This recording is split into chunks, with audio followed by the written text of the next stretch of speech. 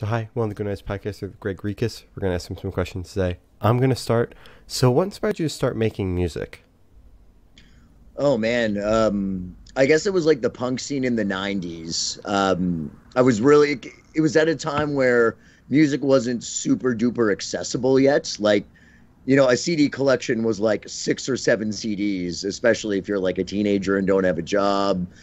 And punk music just kind of felt like something like it needed you. It kind of needed like someone to listen to it. Otherwise, there's no one going to hear it, which totally wasn't true because there was like millions and millions of people hearing it. But you got that sense, and that's kind of what drew me towards like that specific scene.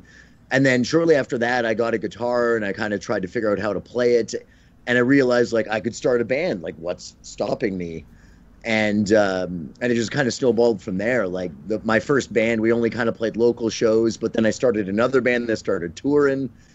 And then after that, when that band kind of came to a close, I started the solo thing. And then, since then I've been on the road pretty much 150 shows a year. God damn. Wow. So, yeah, it just kind of, it consumed me.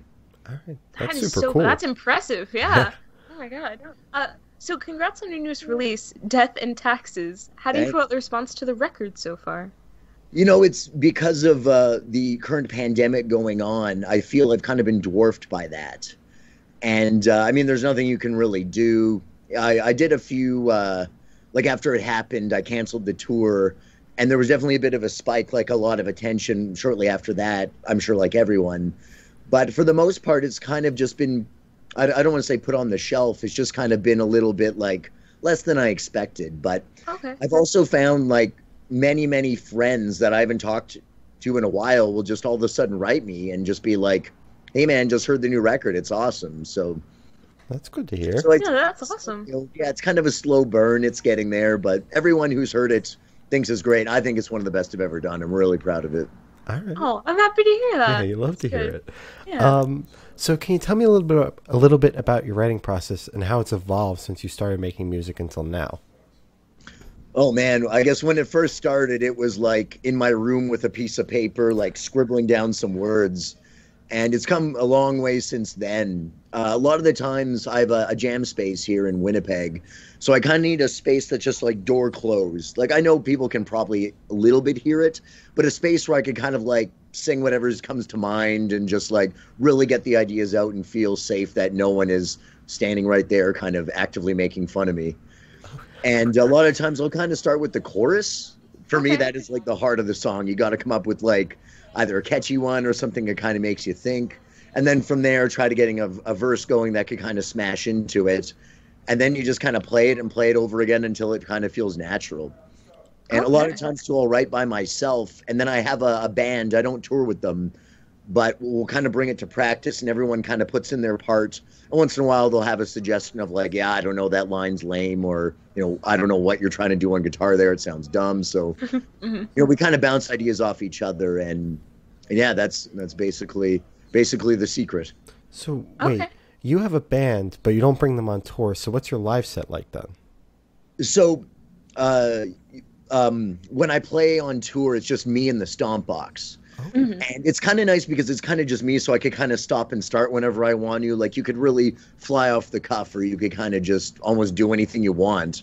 Yeah. And you're just kind of, it's only you on the boat and you're just kind of paddling away. But when there's a few other people, sometimes if you get an idea, you got to kind of think like, how can I like lead them into this? If I all of a sudden stop playing to try to do a funny something, they probably won't follow.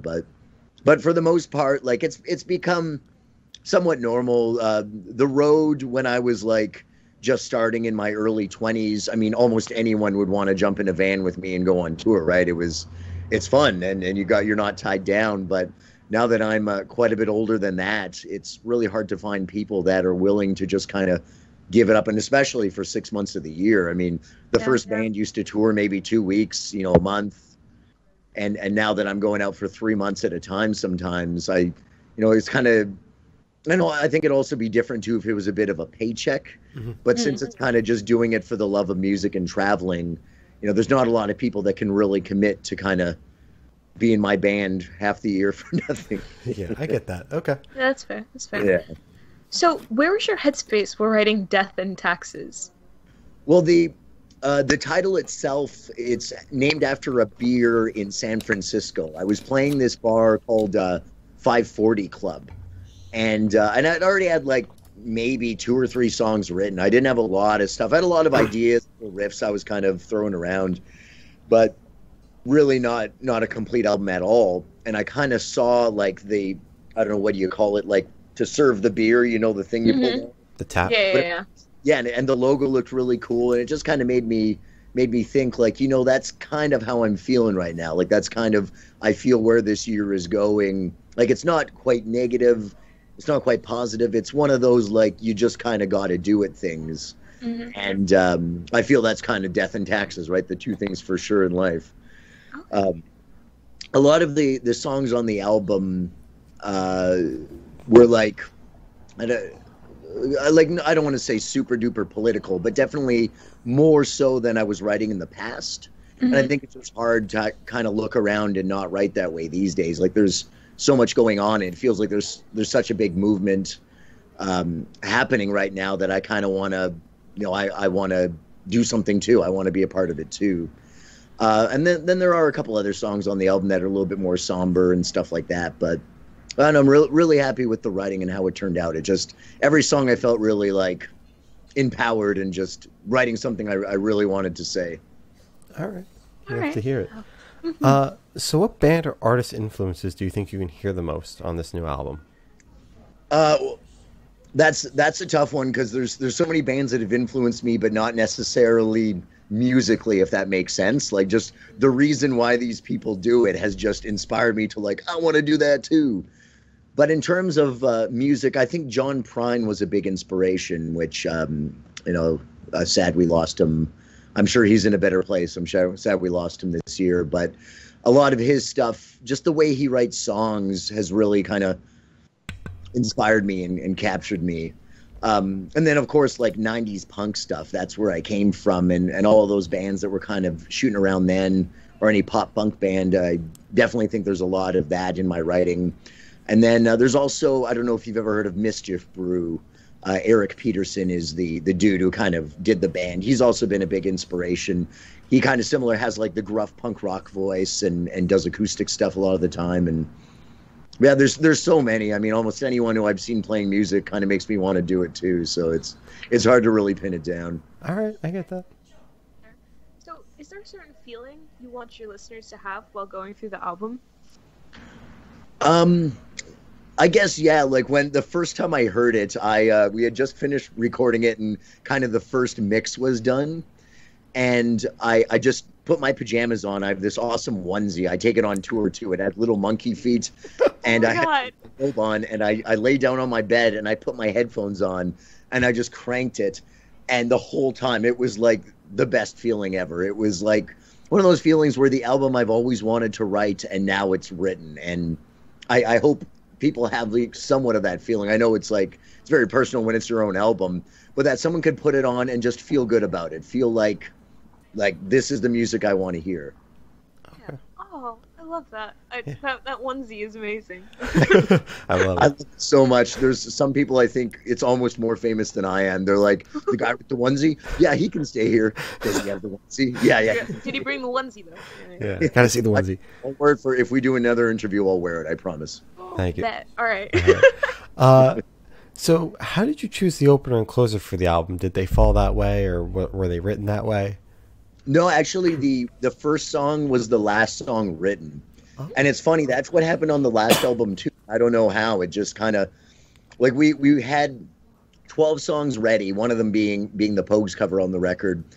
And it was like, oh, one more. We should do one more just in case, because sometimes if you're in the studio, like, you have this great idea, sounds good in the jam space, you can't lay it down. For whatever reason, it's just not sounding good actually recorded. Some songs just don't turn out. So we thought maybe one extra just to be safe. And we kind of just came up with the guitar riff to start off the album. I started just kind of playing that when we were talking. And then we all kind of stopped and then like, wait a minute, I think this might be the last. So we wrote it pretty much that day, and I did lyrics to it the next day. And it just felt like the first song of the album. It just had that feeling of like, I want to start here.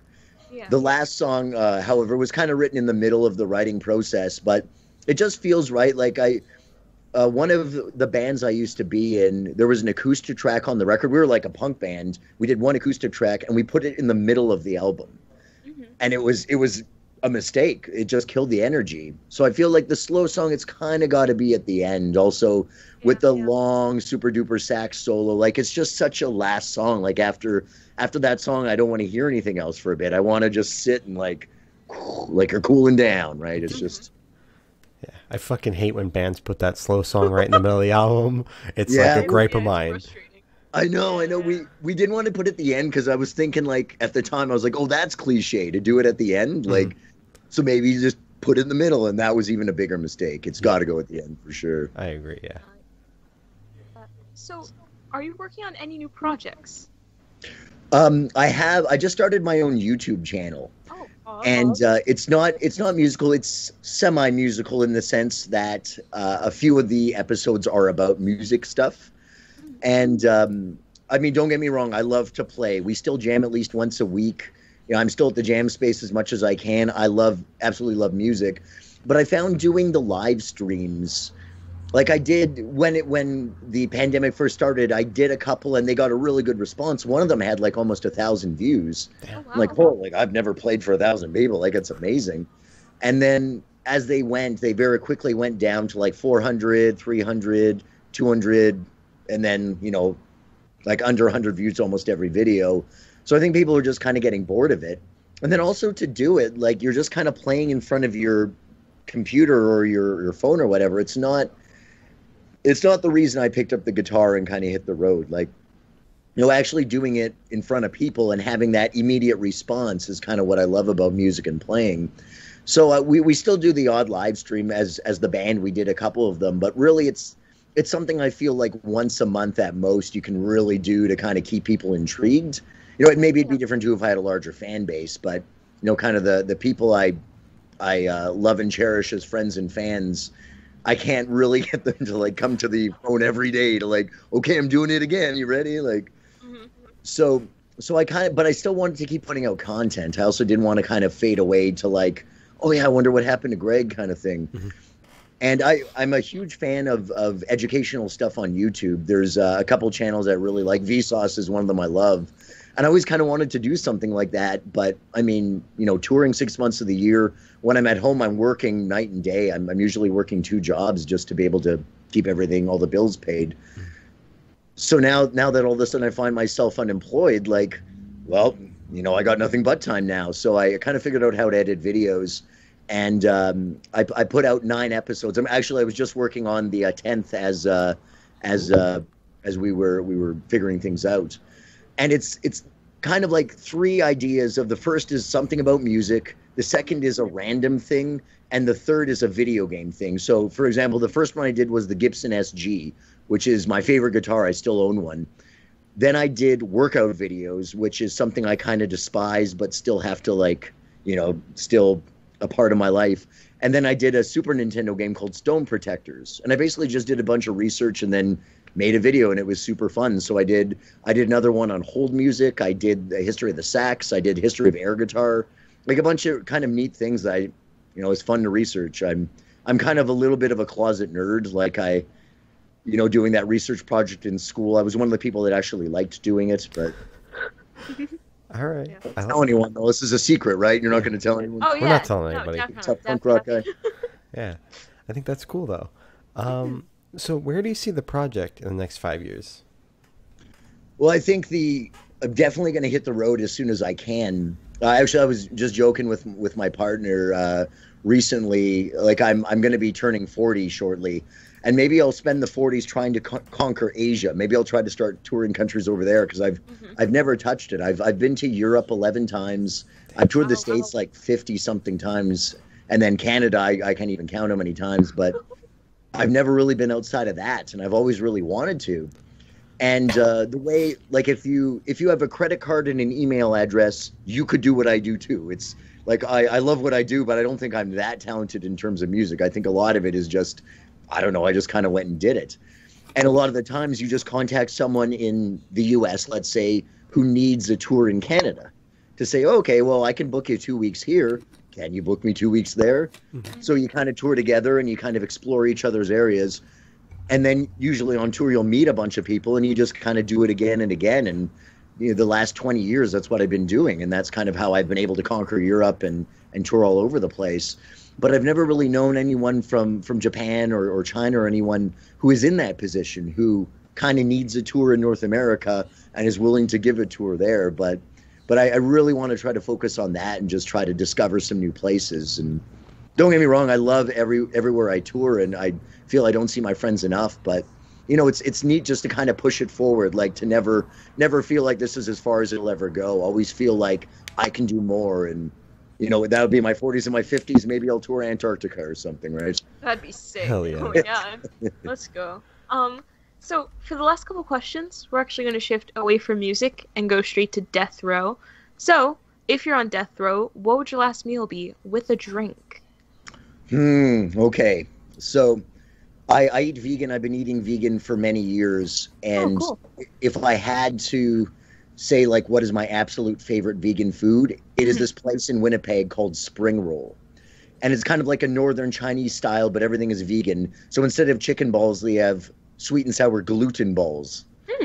And I realize how unappealing or unappetizing that title sounds. Yeah. They're like the best. Like they are super crispy, and inside it's really chewy. Like if I didn't tell you, you would probably wonder is like, oh, it's like processed chicken or something. Like they taste amazing. And that would definitely be my last meal, just a giant plate of those. And then I'd probably just have a beer, to be honest. That'd be... All right. Yeah. All right. Quick and easy. Just a beer, exactly. Easy. So if you could live in one fictional world for a week, where would you live? Do I get to pick who I am in this fictional world, or am I Greg Rekus in this fictional world? You could be whoever you want. Then I would definitely live in the Star Wars universe as a Jedi. Okay, solid. Although, yeah, I'd want to be like one of the non-good Jedis, not a bad Jedi, like a medium Jedi. Because I don't want to... like the rebellion. Exactly. I don't want to be a goody-goody all the time doing good stuff and never, like, drinking beer or whatever. But at the same time, I don't want to be like a Sith Lord that, like, bums a bunch of people out. But I love... Usually, if I'm reaching for something, I'll just go like this for a sec to see if I have the Force, and I have yet to have the Force, but one day. Exactly. It'll happen one day. Yeah. Exactly. So I have the honor of asking the last question, and every single person we've spoken to have said it's the most important question. What's your favorite color? Green. Okay. Any specific shade? I guess if I had to pick a shade, a darker green would be more my favorite. Okay. But it just makes me feel it's like the color of plants. It's the color of nutritious food. It's a color that just makes me happy. Mm-hmm. Okay. Wait. You. I'm saying, okay, so when you say darker green, do you mean like a matcha or an olive or a forest? Like, what are we saying here? I'm probably thinking of a forest green. A forest green, okay. To reflect kind of you're just looking into this green forest, and it just looks beautiful, and you just feel peace for a moment. And so that'd probably be my favorite shade of green. It's very fitting that there's lots of trees behind you. Yes, there's trees behind you, yeah. Yeah, Winnipeg's crazy for that. If you look at it from the sky, it looks like just a bunch of trees. You can barely see the city. Mm-hmm. Wow. You love it. So, as Gloria said, that's all the questions we have today. Is there anything you'd like to plug? I guess the channel again. It's called Far From Gregular, and it's just launched, and I love it. It's super fun. And then, of course, my new album, Death and Taxes. If people haven't checked it out, it's on. It's everywhere you can. If you Google it, you will find it. Bandcamp is probably the easiest way to buy it. Spotify is probably the easiest way to listen to it. But that's me in a nutshell. All right. Well, thank you for sitting down with us. This has been Greg Rekus, and we're the Good Noise Podcast. Woo!